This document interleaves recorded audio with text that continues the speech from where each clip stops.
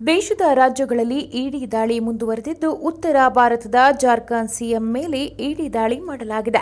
ಈ ಸಂದರ್ಭದಲ್ಲಿ ಸಿಎಂ ಪರಾರಿಯಾಗಿದ್ದು ಕಂಡುಬಂದಿದೆ. ಅವರ ನಿವಾಸದಲ್ಲಿದ್ದ ಬಿಎಂಡಬ್ಲ್ಯೂ ಕಾರು ವಶಕ್ಕೆ ಪಡೆದಿದ್ದಾರೆ. ಜಾರ್ಖಂಡ್ ಸಿಎಂ ಹೇಮಂತ್ ಸೊರೇನ್ ಅವರ ದೆಹಲಿ ನಿವಾಸದಿಂದ ಜಾರಿ ನಿರ್ದೇಶನಾಲಯದ ಅಧಿಕಾರಿಗಳು ಕೆಲವು ದಾಖಲೆಗಳು ಪಡೆದಿದ್ದಾರೆ ಹಾಗೂ ಇನ್ನಿತರ ಬೆಲೆಬಾಳುವ ವಸ್ತುಗಳನ್ನು ಸೊರೇನ್ ಅಕ್ರಮ ಹಣ ಬಳಸಿ ಖರೀದಿಸಿದ್ದಾರೆ ಎಂದು ಇಡಿ ಅಧಿಕಾರಿಗಳು ಹೇಳಿದ್ದಾರೆ.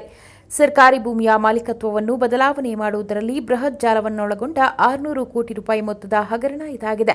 ಈ ಸರ್ಕಾರಿ ಭೂಮಿಯನ್ನು ಕ್ರಮೇಣ ಬಿಲ್ಡರ್ಗಳಿಗೆ ಮಾರಾಟ ಮಾಡಲಾಗಿದೆ ಎಂದು ಆರೋಪಿಸಿರುವ ಜಾರಿ ನಿರ್ದೇಶನಾಲಯ ಪ್ರಕರಣದ ಸಂಬಂಧ ಜಾರ್ಖಂಡ್ ಸಿಎಂ ಹೇಮಂತ್ ಸೊರೇನ್ಗೆ 7 ಬಾರಿ ನೋಟಿಸ್ ಜಾರಿಗೊಳಿಸಿತ್ತು. ಆದರೆ ಈ ನೋಟಿಸ್ಗಳನ್ನು ಸೊರೇನ್ ನಿರ್ಲಕ್ಷ್ಯ ಮಾಡಿದ್ದು, ಜಾರಿ ನಿರ್ದೇಶನಾಲಯದ ಸಮನ್ಸ್ ಅನ್ನು ಸುಪ್ರೀಂ ಕೋರ್ಟ್ನಲ್ಲಿ ಪ್ರಶ್ನಿಸಲು ಸಿದ್ಧತೆ ನಡೆಸಿದ್ದಾರೆ ಎಂದು ತಿಳಿದುಬಂದಿದೆ. ಭ್ರಷ್ಟ ಮುಖ್ಯಮಂತ್ರಿಯ ಕರಾಳ ಮುಖ ಅನಾವರಣ ಮಾಡಿದ ಇಡಿ ಅಧಿಕಾರಿಗಳ ಕಾರ್ಯ ಶ್ಲಾಘನೀಯ.